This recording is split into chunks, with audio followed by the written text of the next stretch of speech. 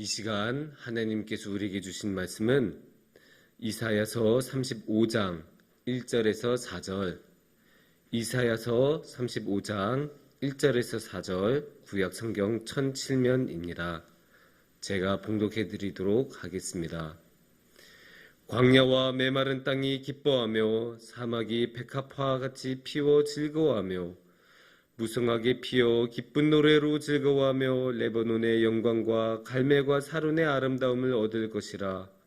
그것들이 여호와의 영광 곧 우리 하나님의 아름다움을 보리로다.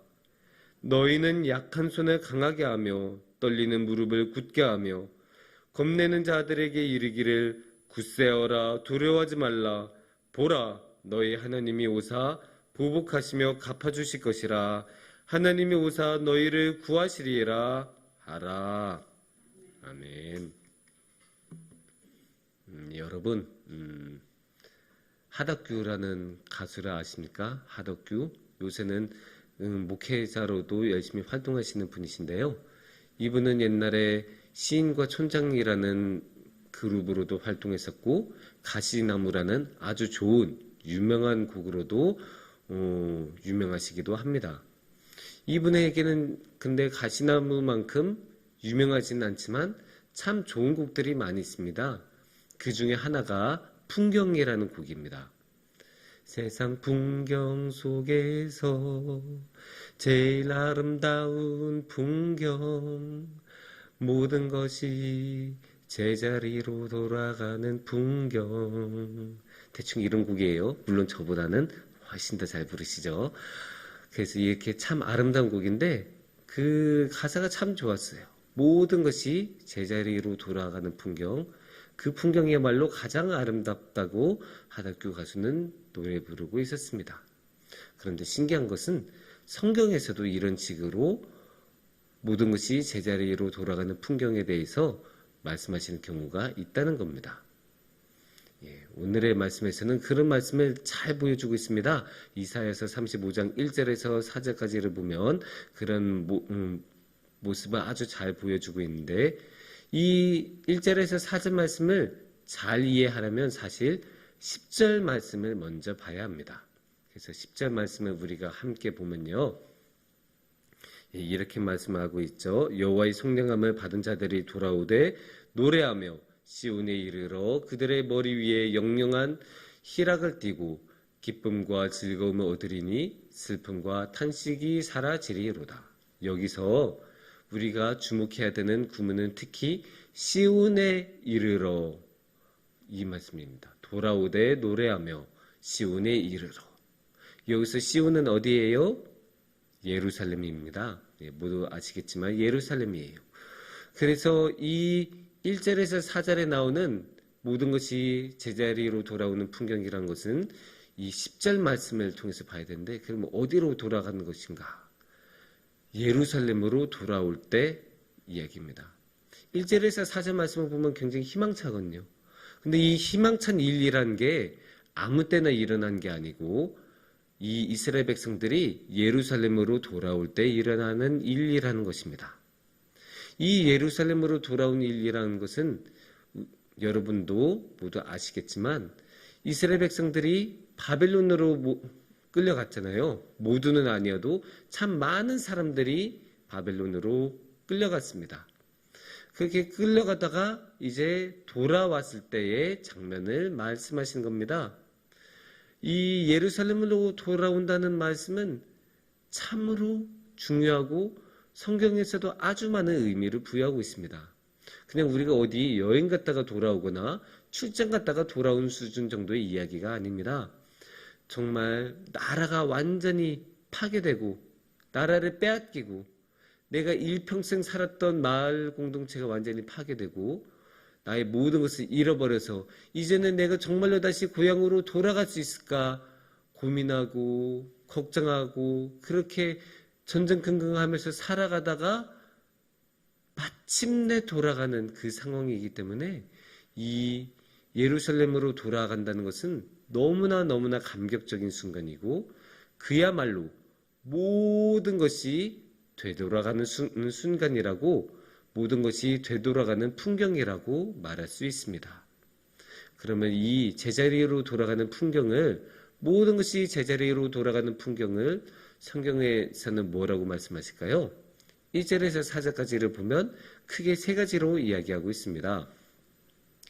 먼저 1절과 2절을 보시면 이렇게 말씀하고 계십니다. 광야와 메마른 땅이 기뻐하며 사막이 백합화같이 피어 즐거워하고 무성하게 피어 기쁜 노래로 즐거워하며 레바논의 영광과 갈멜과 사론의 아름다움을 얻을 것이라. 그것들이 여호와의 영광 곧 우리 하나님의 아름다움을 보리로다. 이렇게 말씀하고 계신데요. 저는 여기서 아름다움이라는 것을 먼저 보고 싶어요. 1절에서 2절에 나오는 첫 번째 제자리로 돌아가는 풍경은 다시 아름다워진다라고 말하고 싶습니다. 우리가 1절에서 보면 백합화가 광야와 사막에서 다시 핀다고 했잖아요. 근데 사실 여러분도 아시다시피 사막이란 게 그렇게 아름다운 곳이 아니지 않습니까? 워낙에 비가 적게 오니까 1년 중에 비가 정말로 너무나 적게 오니까 식물도 제대로 잘 자란 곳도 없고 동물도 별로 없고 그러니까 생동감도 없고 있는 거라고는 흙과 바위와 내리쬐는 햇살 정도밖에 없겠죠. 그러니까 아름다움이라는 게 있을 게 없는데 그 피폐하고 메마른 땅에 아름다운 꽃이 다시 핀다고 하니까 백합화가 다시 핀다고 했을 때 얼마나 그 광경을 봤을 때 아름답겠습니까?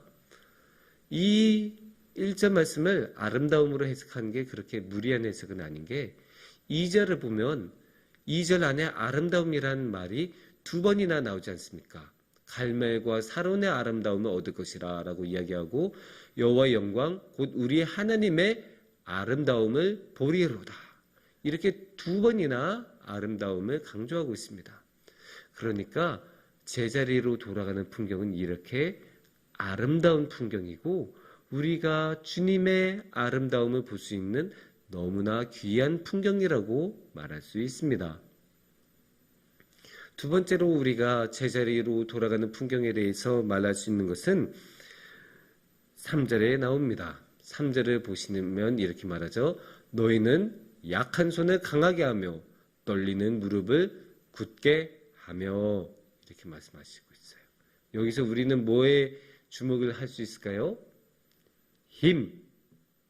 사실 우리가 힘을 하면 아름다움에 대해서는 잘 연결을 안 하죠. 그냥 막 우격다짐에 막 굉장히 폭력적이고 막 그런 것들을 먼저 생각하는 경향이 있잖아요. 힘이라고 하면. 그런데 오늘의 말씀에 나오는 힘은 그런 폭력적이고 파괴적인 힘은 아니죠. 오늘의 말씀을 보면 약해졌던 손이 다시 강해지기도 하고 떨리던 무릎이 다시 굳어진다고 하지 않습니까?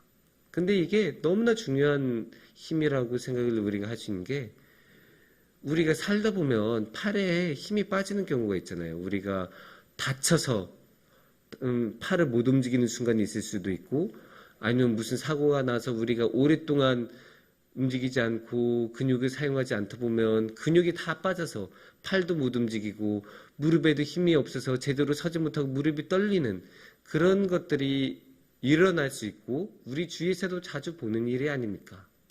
그런데 그런 팔이 힘없이 축 늘어지지 않게 무릎이 떨리지 않게 하나님께서 다시 붙잡아 주신다는 겁니다.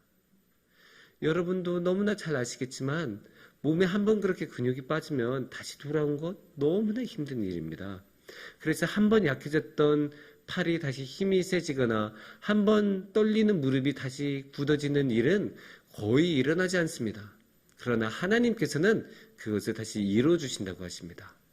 그래서 그 이루어 주시는 힘을 주신다고 하는데 그래서 그렇게 약한 것을 강하게 하는 팔과 떨리는 것을 굳게 만드는 힘은 살리는 힘입니다. 파괴적인 힘이 아니에요. 살리는 힘이고 회복하는 힘이에요. 다시 원래대로 다시 처음처럼 움직일 수 있는 팔을 주시고 다시 한번 굳게 일어서서 서 있을 수 있는 무릎을 주신다는 게 하나님께서 주시는 힘이에요. 그래서 이 모든 것이 제자리로 돌아가는 두 번째 풍경은 하나님께서 회복하는 힘을 주시는 풍경입니다.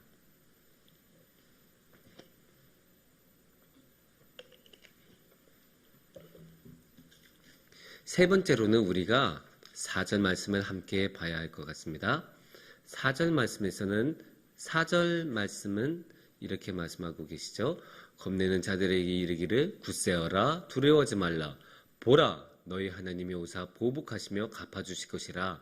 하나님이 오사 너희를 구하시리라 하라. 이 말씀에서 우리가 주목할 말씀은 보라 너희 하나님이 오사 보복하시며 갚아주실 것이라 라는 말씀입니다. 보라 너희 하나님이 오사 보복하시며 갚아주실 것이라. 참 특이하지 않습니까? 보복이라는 말씀은 되게 섬찟하기도 하고 하나님하고 잘 안 어울리기도 하다는 생각이 많이 들잖아요. 우리는 항상 하나님을 사랑의 하나님, 인자하신 하나님, 용서의 하나님이라고 생각하는데 그런 하나님께서 보복하신다고 하니까 뭔가 이상하잖아요. 근데 여기서 보복이라는 말씀은 이런 식으로 생각을 해보면 좋을 것 같아요. 이 세상에는 안 좋은 일, 그릇된 일도 많이 일어나잖아요. 정말로 슬픈 일이지만 그런 일들이 많이 일어납니다. 그런데 하나님께서 보복하시지 않으시고 용서하신다고 맨날 그러시면서 모든 것을 손도 안 대시고 그냥 가만히 놔둔다고 하면 그런 불의한 일을 당한 사람의 마음은 얼마나 억울하겠습니까? 보통 그런 억울한 일을 당한 사람들은 힘이 없는 사람들이에요.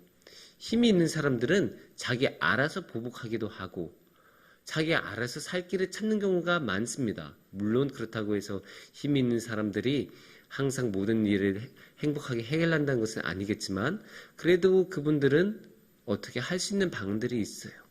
하지만 힘없는 사람들은 어디 하나 하소연할 것도 없고 어떻게 그 어려운 상황을 해결할 일이 없어요.